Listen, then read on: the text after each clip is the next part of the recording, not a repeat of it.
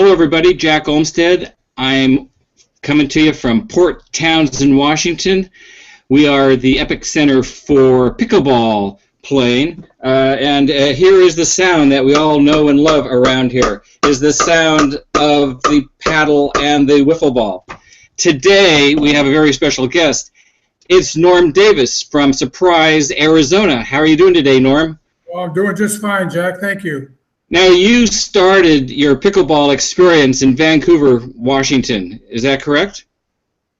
I started it in Surprise, Arizona. I came down visiting Surprise from Vancouver, and they introduced me to the game down here. And then you went back to Vancouver. Yeah, I went back to Vancouver, and then eventually in 1999, we moved back down to Surprise. And so now I say we're upside down snowbirds. When it gets hot, we go back up to Portland, Oregon area. So when were you introduced to pickleball? I think it was 2001. 2001, and then you moved to Surprise in 1999? Yeah, we were snowbirding. We were coming down from Vancouver to Surprise, and they introduced us to the game down here a little bit, and then we moved down here in 99, but I didn't actually start playing until a couple of years later, 2001. I see. What got you hooked into it? You were very active as an athlete throughout your life. Yeah, I was. I played a lot of sports. A friend here in my neighborhood tried to get me to play the game for months, and I visualized that thing as an old person's shuffleboard time game or something, and I wouldn't do it. One day I went by our pickleball courts, and I heard the click, click, click. I walked over to see what it was, and somebody handed me a paddle, and that got me started and messed up my golf game. You messed up your golf game, huh? Yeah, I quit playing golf after that. And that was back in 2001? That was 2001. That's it. So we've got some pictures for you to share. I'm going to bring them up on the screen here. Okay. Okay, here we go. Let me get Norm's pictures. This is your life. This is your life, Norm. Yeah. Isn't that a pretty little baby? That's a cute little baby. that cute little baby. What's going on here? Here we are. Here you are. Is this you? That's me. And so tell us where you are. What's going on? Yeah. I'm in Pontiac, Michigan. And how old are you in this photo? I'm about a little over a year. And talk about your childhood. I had a good childhood. I was a quiet kid, and I wasn't bashful or afraid of people, but I liked playing by myself. I know when I was 3, 4, 5, I had a stack of cars, the little play cars, 4 or 5 inches, 3 or 4 inches long that I was playing with, and so forth. And so when I was born late in the year, so when I was 6 years old before they actually started school. And I spent just a year or two there in one neighborhood, and then we moved to a place called Auburn Heights, Michigan. And I spent my first grade through the 8th grade there. And then I went to the high school in that same general area. What did your parents do? My birthday is August 17th. Okay. What did your parents do? My dad, my stepdad, my real father died when I was 6. My stepdad was a lead man in General Motors, and my mother was a housewife until my dad died, my real dad, and then she worked at General Motors also. Did you live in Michigan? Yeah, yeah. Lived in the Pontiac, Michigan area. And how was your upbringing there? How was Michigan as a community to grow up in? Well, I had a great time. I played a lot of baseball and softball, sandlot stuff and things when I was a kid. When I got to be 16 or 17, it got to where in the winter nobody would do anything. I'd like to skate, do some hockey and things like that, but nobody did anything. And then I met the beautiful young girl that turned to be my wife, and so I wanted out of Michigan, and I did not want to be buried in the automobile industry for the rest of my life. So that motivated me to go to California, San Diego area, and that's where we went in 1956. And we stayed there until I retired in 1988. Well, here, we've got some more pictures to share. Talking about your story, what's this picture about? That was in this picture that was in our high school yearbook. And I only included that because it showed that I did play baseball and band and stuff. You were in band. What did you play in band?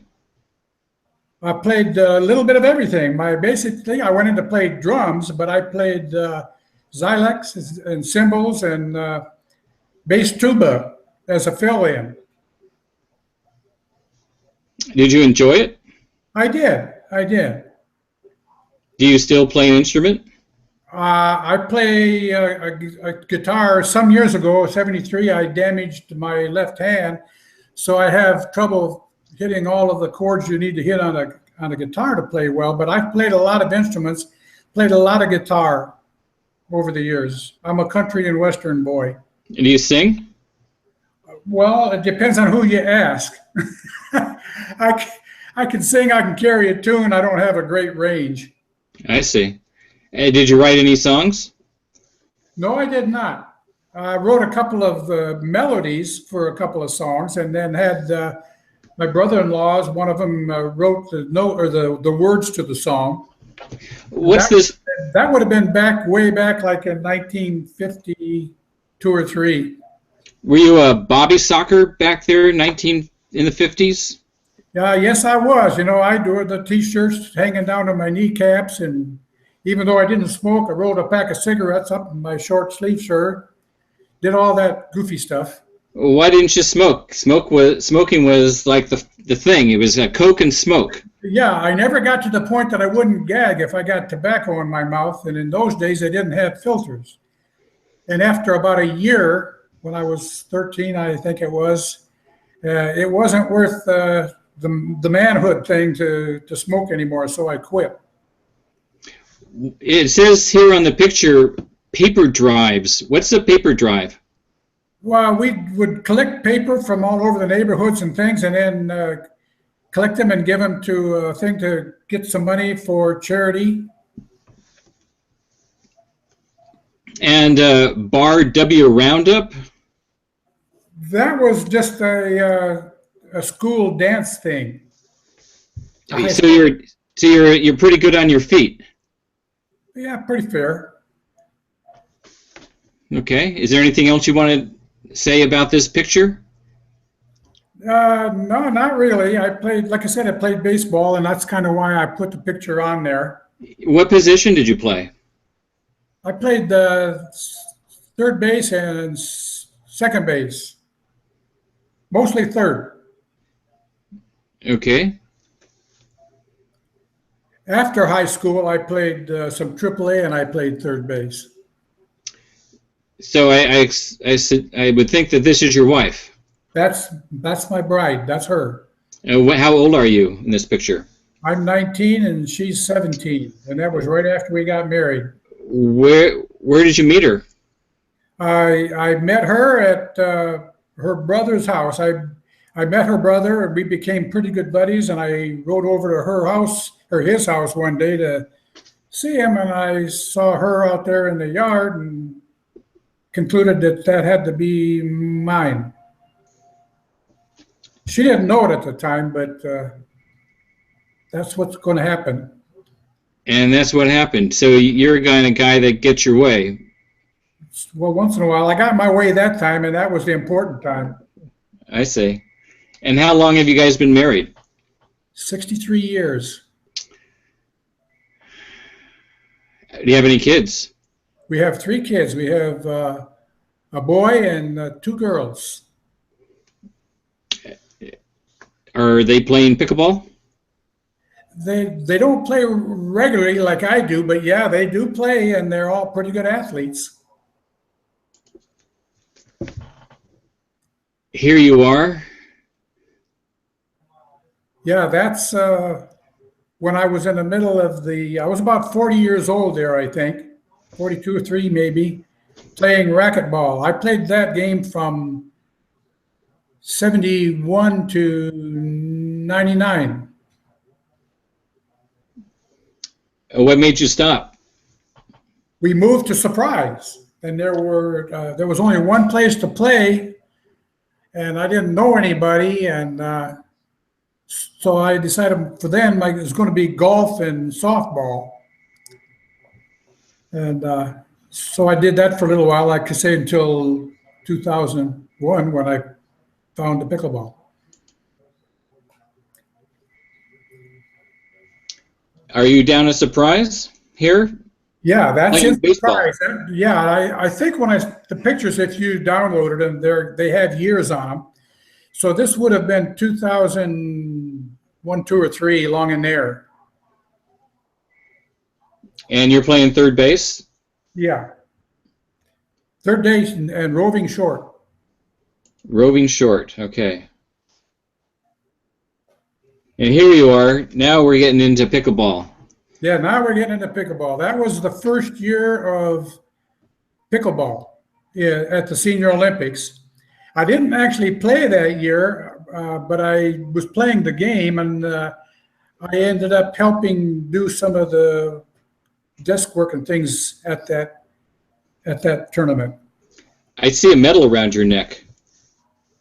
Oh, sorry, second year. Yeah, you're right. That was the second year, or my first year play. And I think that was a bronze medal for men's singles. Do you remember that match at all? Yeah, I did. I beat a really good player somehow. I don't know how I did it, but I beat a good player to get the bronze. Okay, so here we are. We're moving right along. Yeah, that was the gal that was the same year, actually, and it was just a good friend. She was the lady that actually introduced me to the game and handed me my first paddle. Oh, really? Yeah. Do you still see her? Oh, yeah, she's still here. I don't think she plays pickleball anymore, but I see her, and she's as happy a pleasant lady as you can see right there. So it sounds like you got a lifelong friend there. Yeah, she's nice. This was taken a second or the third year. I think it was the second year. You guys got medals around your neck. Yeah, we got a bronze medal. I think that was my first mixed doubles bronze medal. We played for several years and did pretty well. I think for maybe about 5 years. We won some more medals, and then I came up with a shoulder problem and couldn't play much. So I quit playing mixed doubles there for a long time. How's your shoulder now?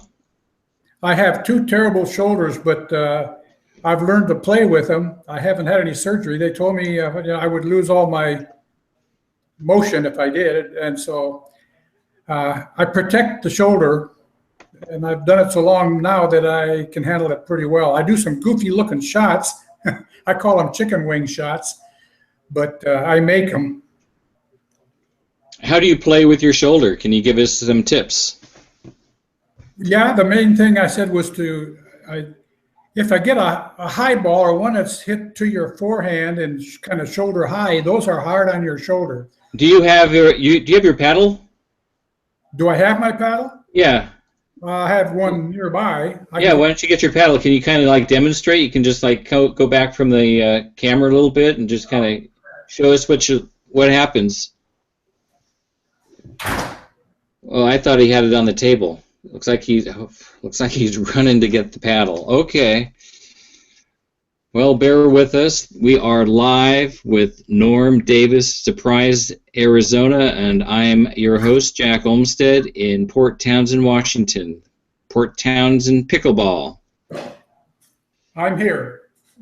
You're here, okay. And there's my paddle. And there's your paddle. So why don't you demonstrate? Okay, let me back up a little bit so you can see more of me. Yeah, good. Normally, if somebody hits a ball up into this area, people are going to swing like this to hit the ball. Right. If it's coming really fast and I have to jerk back, that hurts. So what I end up doing is I'll tuck this elbow in and move my body this way and come down like that. It looks dorky, but it works for me. And I've been doing it for so long now that it's instinctive. So you take your arm and you basically put it to your body, and then your body and your arm move together. Yes. And that's your chicken wing. I call that my chicken wings, yeah. How about backhand? What do you do with the backhand, or do you switch? The backhand is no problem. My arms are going, I'll back up again. On the backhand, it's coming this way, so that there's no real stress on the shoulder, and I can follow through fine. And when the ball is down this way, I can follow through. It's those kind that come up into this area that hurt.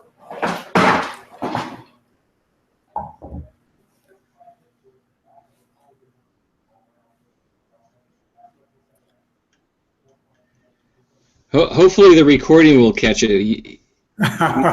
We don't seem to be in sync right now, and I've never seen this before. Huh. Maybe I was moving too fast for the... Maybe you're moving just a little bit too fast for us, Norm. I can try to do that again and slow down, I guess. That's okay. I think we're going to move right along. Okay. Let me get to this other picture. Do you see the picture? Yeah. That one was taken on our surprise courts right after we got the courts made. Now I'm back to... Yeah, I know. I clicked it. So how long have you had the courts in Surprise? We got those done in 2000, tail end of 2003, I think it was. Were you on the committee? Yeah. Yeah, myself and a couple of other fellas went to the builders at the time, the head man, and said, we need to get some pickleball courts here. We had some tennis court, we had golf, but we needed some pickleball courts. So we went and worked with them and found a place in the neighborhood where they would fit. And after we showed them the game a few times and watched us play, they decided maybe that was a good thing. So they built the courts. How many courts do you have today? There's 6 there. And we had the Senior Olympics for, I think, 6 or 7 years and had about 300 players at the end every year. Are these the courts you play on today? I play there. Yeah, I still play there. I play there once or twice a week. And then I play on our Surprise City courts. Partly I play over there more because there's a high competition over there, and I like to work with some of the younger players over there. When you say young, what are we talking about? 20 to 40. Okay.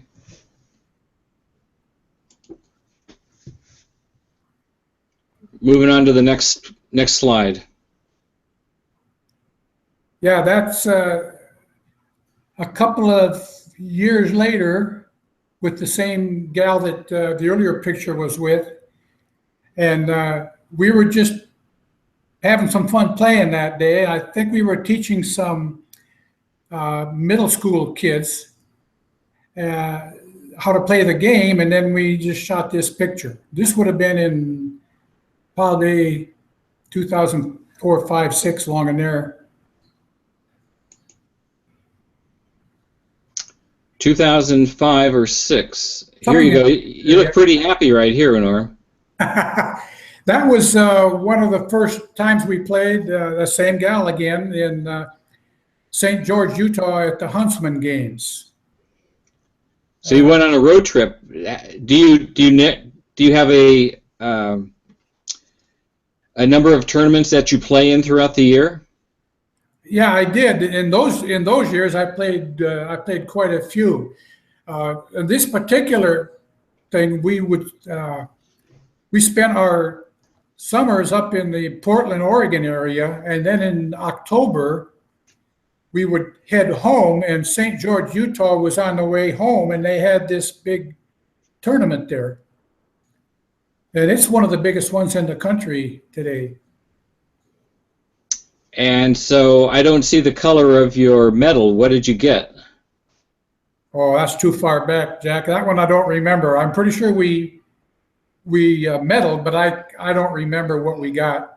I kind of see blue around one of those hands. Could you have gotten a gold medal there? Oh, that might be. That might be. I haven't looked at that picture in a long time. So gold medal in mixed doubles. Yes. Okay. Where do you keep all your medals? In a box. Okay. Must be a big box, Norm. That's all. That's just in a big box. I mean, it's fun to play. It's kind of fun to win them, but it was never a big thing to do something with them. So they just get thrown in a box. Let's talk about this picture. Yeah, this is another one. Again, I don't remember. I think I medaled in this match. And but I don't remember what it was. Are you playing singles, men's doubles? No, this was men's doubles. And I think that the player that's hitting was my partner, and that would have been, I think, a fellow named Ken Kraft. You still play with Ken? Ken doesn't play too much anymore. He's had some balance problems, but he still plays a little bit. Mm-hmm.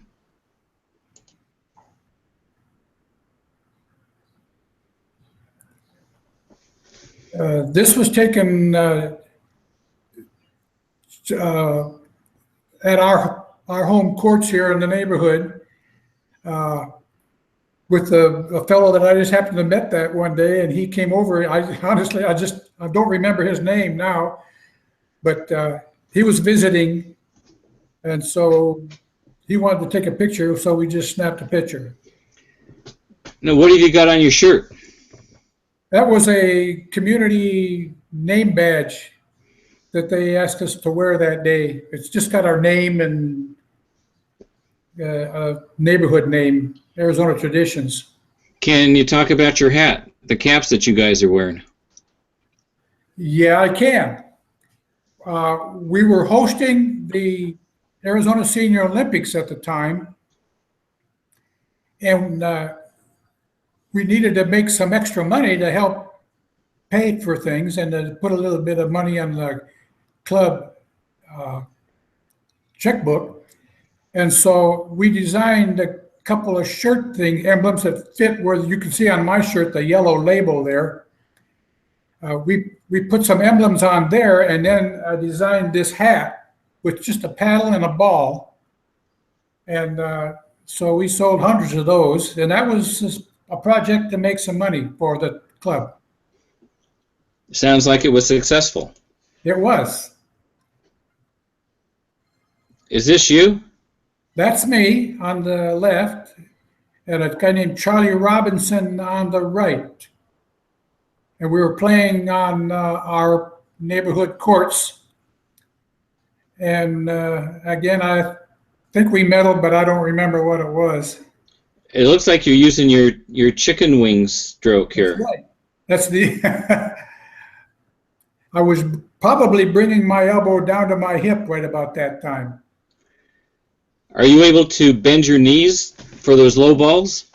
Oh yeah, my hips and my legs are very good. I can probably outrun most guys 20 years younger than me. So can you bring your paddle underneath? Can you bring it down? Does that hurt you? No, it only hurts me when they hit one hard up towards where that paddle is. Uh-huh.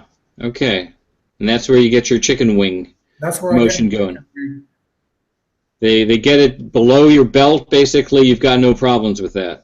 That's right. I don't have a problem with that. And my reflexes are good. I do a lot of funny looking shots, but it's got nothing to do with my shoulder.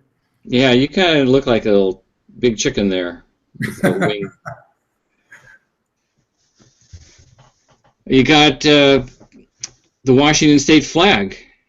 Yeah, this was the first. I think this was the first national tournament in 2009. I think it was, and we got the silver there. Well, it's Nationals number 8 this year. So wouldn't it Well, that be wouldn't be this year. That wouldn't be this year. 2008? I might have mislabeled it, but it would have been 2008. That would national number 1. Yeah. National number 1, 2008. Yes. Can you talk about the first tournament, how it all came down? The first national tournament? First national tournament, yeah. Where was it held? How was it run? Were you involved in the committee? Because at that time, you were then on the board for the USAPA for training and for youth development.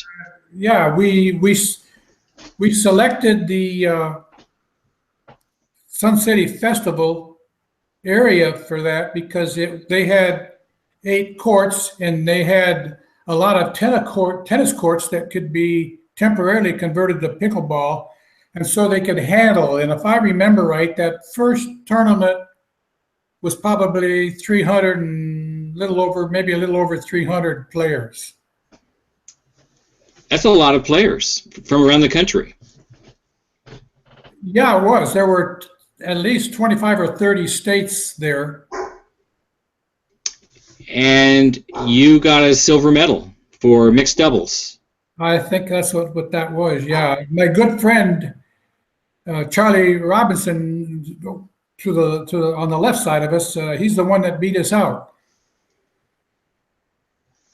Do you remember that game? Yeah, I do. We played well. They played better. Okay. Moving right along. You're not going to use all of these, are you? Everything's being recorded. Everything we say and do. We've got about 6 more to go. Okay. Well, this one was with the same gal. We won the gold here, and the fellow I was telling you about that I played doubles with, Ken Kraft, is in the red jacket on the left side, and I don't remember the names of the other people that took the bronze on the right. And this is the senior games. Oops, I got to shut the door here for the dog.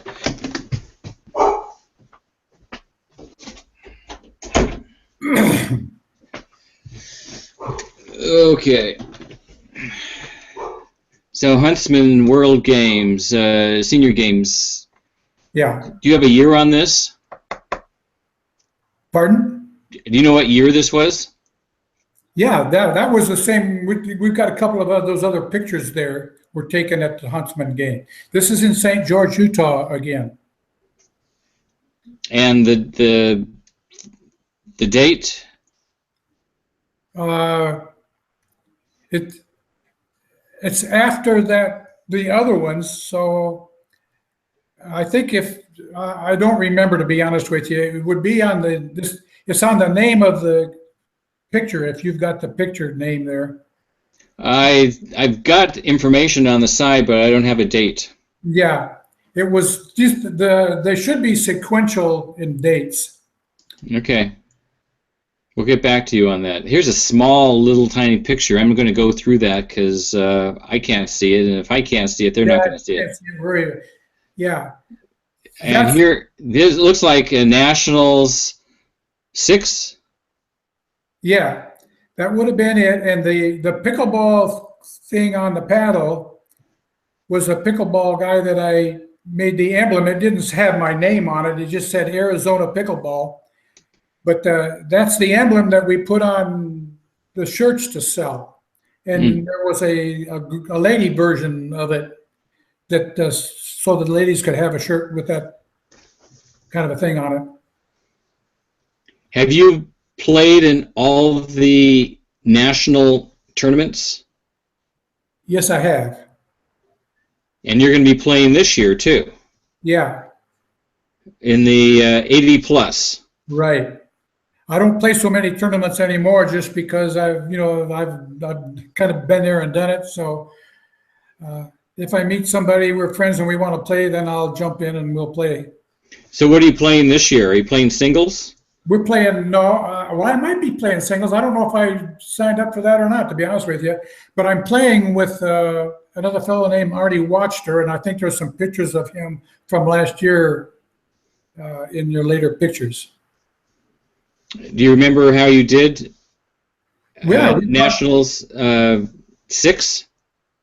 with him, In this picture right here, Nationals 6. Do you know how you did?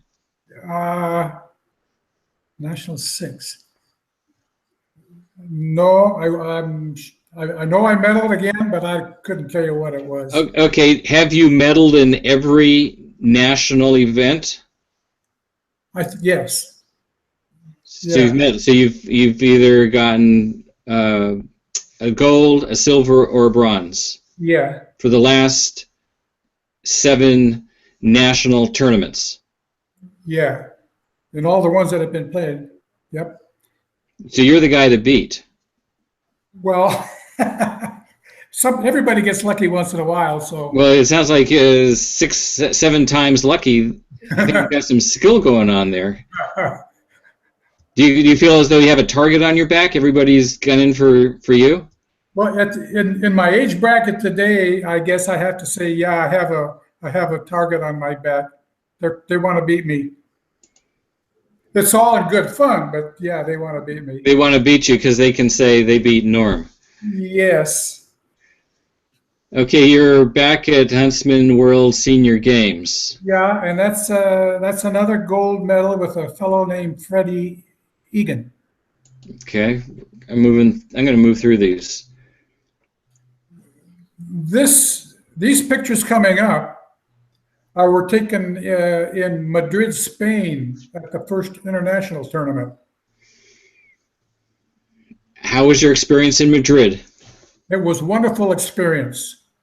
I didn't win anything. Basically, the fellow that was establishing it and set it up asked us to come over and play, and so I just had him put me in as a partner to wherever they needed somebody to play. So I didn't win any medals, but I had a wonderful experience. There were 10 countries, and I talked and had a good time chatting with people from Egypt and Germany and Belgium and Wales and England, and it was a nice time. How long did you spend there? I think it was 8 days. And where did you stay? We stayed in a hotel in downtown Madrid, and just maybe a mile's walk from the hotel was a really nice mid-city park. A lot of different kinds of activities and things, and that's where these courts were.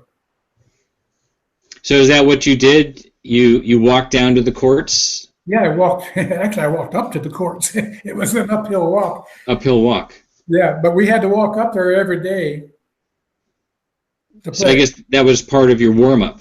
Yeah, that was part of my warm-up. And this must be Madrid? That's Madrid, the same place, and it was just, I'm way back in the back against the fence, and it was just casual play here. This wasn't part of the tournament.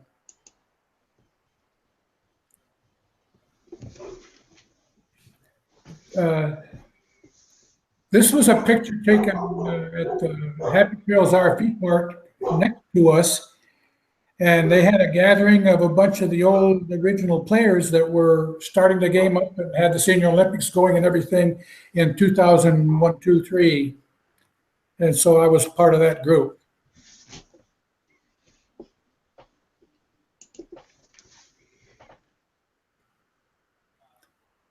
This is Madrid again, and these are the players that traveled with us from the U.S.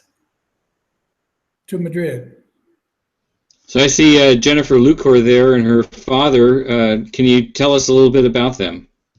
Oh, they've been around a long time. Well, at least her father and mother played at Happy Trails in 2000. 2001 when I got started. And of course, Jennifer was a lot younger then, and so I don't know where she was in those winter months when the folks were down here.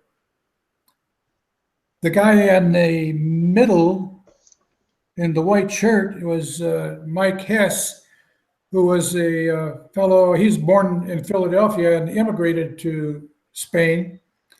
And he's the one that organized it.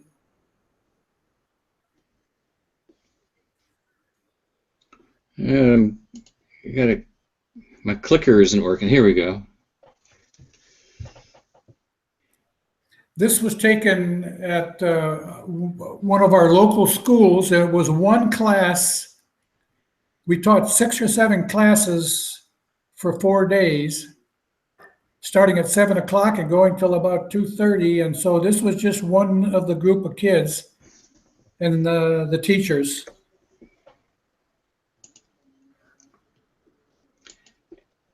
So youth development is a big hot button for you. Yes, it is. So let's talk about what you've got on the burner right now. What do you got coming up? Well, what we got coming up on April the 15th on our city courts is the first 4 high school inter-school tournament. And so about a week or so ago, we had a class for the school teachers to give them some ups on how to teach the game, the more sophisticated shots that need to be made for the game, and to work with the kids. And during that session, we concluded that the teachers wanted to play in that April 15th tournament too. So they won't be part of the decision on who wins the tournament, but there'll probably be a 20 or so teachers that will be playing in the same tournament. And where is it going to be? This is going to be on the Surprise City Courts. April 15th. April 15th. And is it how long is the event? It's going to be a round robin event, and because of the way the school system and classes are organized, it looks like it's going to be mostly freshmen this year and the teachers. And there'll be, I think, at least 40 students. But they're working on that. They're working on that now. They could be picking up some more kids from baseball or tennis and some other sports where there are some good players, but they don't take the gym class this year. Next year, they'll have freshmen and sophomore, and then they'll add the juniors, and then they'll add the seniors, so that in 4 years, we'll be talking about a pretty good sized tournament. And my goal in this, it's taken over a year to get to where we are. And I'll be documenting the whole process so that we can put that on the USAPA website and use it as a roadmap for other neighborhoods around the country to tell them how to make it happen. Can you bring your camera down a little bit? There you go. Your mouth was kind of disappearing sometimes. We want to see your lips move. That might be a good thing. We want to see your lips move. Talk about your experience on the USAPA board regarding training. I have discovered you by just doing normal research on YouTube, and kaboom, I found a lot of videos, a lot of training videos that you produced back in the day. In fact, I think you've got one of the most popular training videos out there with almost 252,000 views. Which one was that? Well, let me find it in all your videos here on YouTube. Let me scroll down. I think I posted it actually on the event page on Facebook. Here it is. Basic pickleball rules. Yeah. Right here. Actually, over 253,000 views. I think this is the most popular video for pickleball on YouTube. Pickleball rules. Right. And the idea is to give, actually when we started this, it was intended primarily for schools and for the youths. And it became part of a DVD that we have made and sold thousands of, I'm sure, or given away thousands of. So the youth TV, the DVD, it shows about a couple of 3 minutes of kids playing the game, and then another minute or two showing these basic rules of the game. And so the teachers in the gym classes run this video and show the class what the game is about and what the basic rules are about before they go out to the courts to play the game. So this video is a minute 48 seconds, so very short clips. Yeah, and that's partly because if you know anything about teenagers, their attention span is short. And so we were intentionally trying to keep it down below 2 minutes and yet show the basic ABC rules. Well, that's quite a feat here. Yeah, besides the 200,000 that have been viewed online, I don't know how many have been reproduced and sold outside of that, but there's several thousand, I'm sure. You've been producing videos for years. Yeah, I started in 2005 when the USAPA, as it exists today, was formed in our neighborhood here during the Senior Olympics in 2005. And they asked me to take up the training then, and I didn't really know what that meant. I didn't want to be on the court kind of a guy trainer, so I figured I would go out and create some videos, even though I wasn't much of a video programmer, and create the videos to show people the basic rules and different things, aspects of the game. Well, you went beyond just doing training videos. You actually started conducting interviews with people. Yes, I did. I did a little bit of that kind of work during the last years of the Senior Olympics here, but then I got into it more when the national tournament started, and along about that time in 2009, and some of the other interviews were for posterity, really, interviewing some of the young kids and introducing a video on Barney McCallum, one of the fellows who started the game. That's right. You went to Bainbridge Island, or actually you went to Seattle and you talked to Barney in his apartment. Yeah, talked to him, and we had dinner with him and his wife. And then the next day we went over to the Bainbridge Island, to the original pickleball court, and we did some. Yes, and some of this video that you're just watching. Yeah, this isn't Barney's video. People can go watch Barney's video. I actually was. This looks like a kid's video. This is a kid's video that you were talking about. Yeah. We're kind of on a slow connection here, so. Yeah. You know, you click on something and it takes a long time for it to pop up. Right. The current version of that video does not have the actual interviews because we wanted to cut it down from 6 minutes to 3 minutes. So it just has, like this particular video is gone, but it just has the pictures and the graphic rules part of it. Yeah, I was trying to get Steve Wong here because that's actually how I found you. I was doing a search on Steve Wong, and this video is labeled Pickleball Steve Wong interview. There. Let me see if I can freeze it. That part of it is an interview, but the whole video is more than just that. You can see these pictures coming up.